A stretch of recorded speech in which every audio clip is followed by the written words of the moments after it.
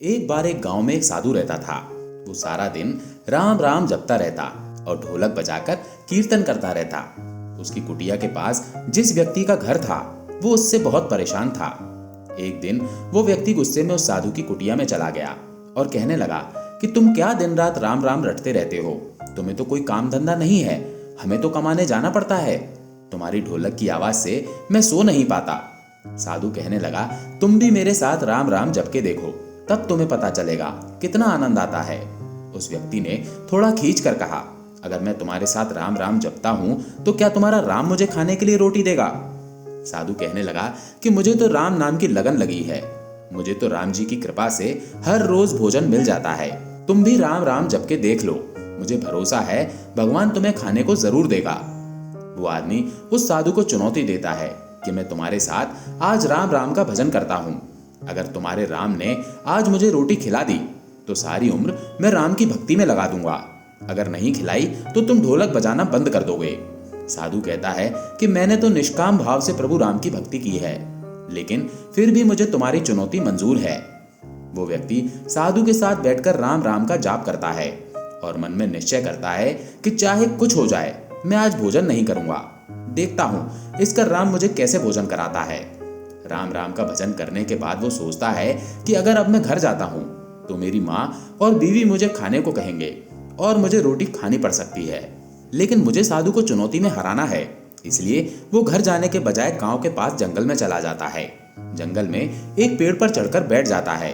वो सोचता है कि मैं सारा दिन इस पेड़ से उतरूंगा ही नहीं, अन्न का दाना भी नहीं खाऊंगा, इस तरह मैं साधु को हरा दूंगा और उसका ढोलक बजाना बंद हो जाएगा। कुछ देर बाद उस जंगल से एक बंजारों की टोली गुजरती है।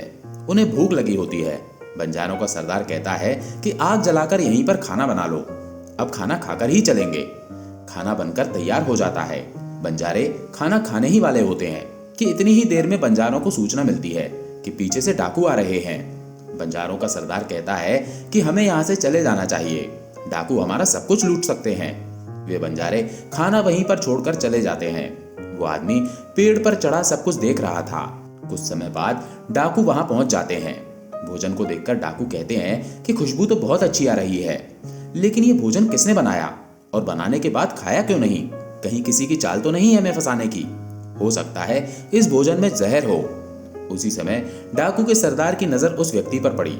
वो उसे नीचे आने का आदेश देता है। डाकू उस व्यक्ति से पूछते हैं, हमें मारने के लिए क्या भोजन तुमने बनाया है? वो बेचारा मिन्नत करता रहता है कि मैंने ये भोजन नहीं बनाया, इसमें जहर नहीं है, ये भोजन बंजारों ने बनाया है। आपके आने की खबर सुनकर वो यहाँ से भाग गए, लेकिन डाकू के आगे उसकी एक नहीं चली। डाकू कहते हैं कि अब तुम्हें ये भोजन खाकर दिखाना पड़ेगा, क्योंकि हमें लगता है कि तुमने ही ये भोजन बनाया है और इसमें जहर मिलाया है। अब तुम ही सबसे पहले ये भोजन खाओगे।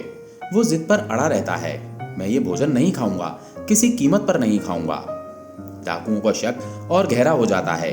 वे बंदूक की नोक उसके सिर पर रखकर कहते हैं, तुझे ये भोजन खाना पड़ेगा, नहीं तो गोली खानी पड़ेगी।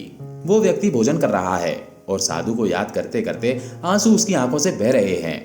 उसने कहा था कि मेरा विश्वास है कि राम नाम जब लेगा तो राम तुझे भोजन भी देंगे। उसके भोजन करने के बाद डाकुओं ने उसे छोड़ दिया। अब उसे विश्वास हो गया कि बंजारों को और डाकुओं को राम जी ने ही भेजा है। वो सीधा साधु की कुटिया में चला गया और जाकर उनके चरणों में प्रणाम किया और उन्हें सारा वृतांत कह सुनाया। अब उस साधु से भी ज्यादा उसे राम नाम की लगन लग गई। उसने अपना पूरा जीवन राम जी को समर्पित कर दिया। जय जय श्री राम। किसी एक गांव में एक चोर रहता था। एक बार उसे कई दिनों तक चोरी करने का अवसर ही नहीं मिला, जिससे उसके घर में खाने के लाले पड़ गए। अब वो मरता क्या न करता। रात्रि के लगभग 12 बजे गांव के बाहर वो एक साधु की कुटिया में घुस गया। वो जानता था कि साधु बड़े त्यागी हैं, अपने पास कुछ नहीं रखते, फिर भी सोचा खाने पीने को तो कुछ मिल ही जाएगा और 1-2 दिन का गुजारा चल जाएगा।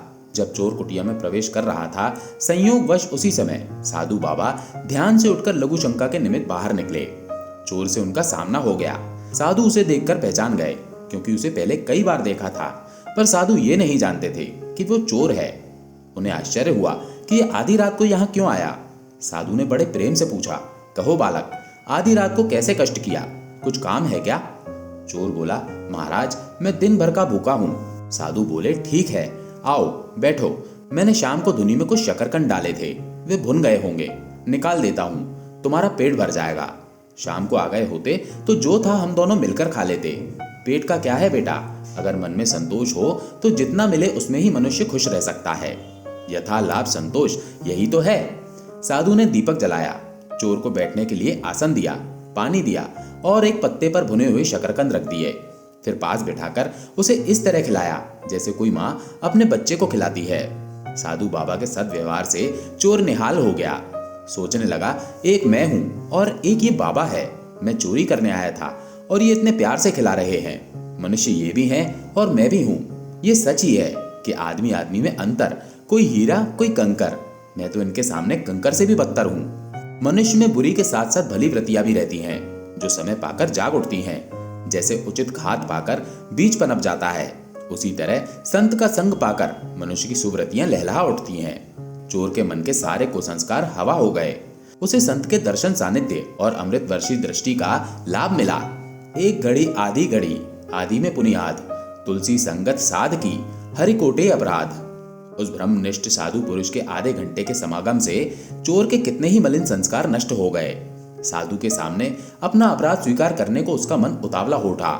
फिर उसे लगा कि साधु बाबा को पता चलेगा कि मैं चोरी की नीयत से आया था तो उनकी नजरों में मेरी इज्जत ही क्या रह जाएगी। क्या सोचेंगे बाबा कि कैसा पतित प्राणी है जो मुझ संत के यहाँ चोरी करने आया।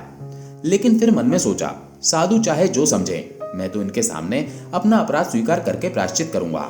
इतने दयालु महापुरुष हैं, ये मेरा अपराध अवश्य क्षमा करेंगे। संत के सामने प्रायश्चित करने से सारे पाप जलकर राख हो जाते हैं। उसका भोजन पूरा होने के बाद साधु ने कहा, बेटा अब इतनी रात को तुम कहाँ जाओगे?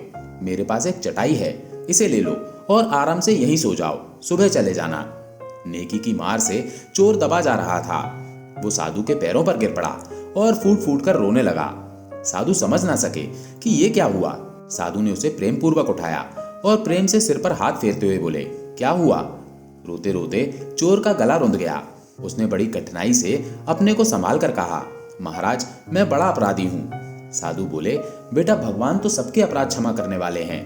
उनकी शरण में जाने से वे हमारे बड़े से बड़े अपराध क्षमा कर देते हैं। तू उन्हीं की शरण में जा। चोर बोला, महाराज मेरे जैसे पापी का उद्धार नहीं हो सकता। साधु महाराज बोले, अरे पागल, भगवान ने कहा है यदि कोई अति दुराचारी भी अनन्य भाव से मेरा भक्त होकर मुझको भसता है तो वो साधु ही मानने योग्य है। चोर बोला, नहीं महाराज, मैंने बड़ी बड़ी चोरियां की हैं। आज भी मैं भूख से व्याकुल होकर आपके यहाँ चोरी करने आया था, लेकिन आपके सद्व्यवहार ने तो मेरा जीवन ही पलट दिया। आज मैं आपके सामने कसम खाता हूँ कि आगे कभी चोरी नहीं करूंगा, किसी जीव को नहीं सताऊंगा। आप मुझे अपनी शरण में लेकर अपना शिष्य बना लीजिए। साधु के प्यार के जादू ने चोर को साधु बना दिया। उसने अपना पूरा जीवन उन साधु के चरणों में सदा के लिए समर्पित करके परमात्मा को पाने के रास्ते में लगा दिया। महापुरुषों की सीख है कि आप सबसे आत्मत्व का व्यवहार करें, क्योंकि सुखी जीवन के लिए विशुद्ध निस्वार्थ प्रेम ही असली खुराक है। संसार इसी की भूख से मर रहा है, अतः प्रेम का वितरण करो। अपने हृदय के आत्मिक प्रेम को हृदय में ही मत छिपा कर रखो, उदारता के साथ उसे बांटो। जगत का बहुत सा दुख दूर हो जाएगा। दोस्तों, कैसी लगी आज की कथा? कमेंट करके जरूर बताइएगा। अच्छी लगी हो तो वीडियो को लाइक करके चैनल को सब्सक्राइब अवश्य कीजिए। धन्यवाद।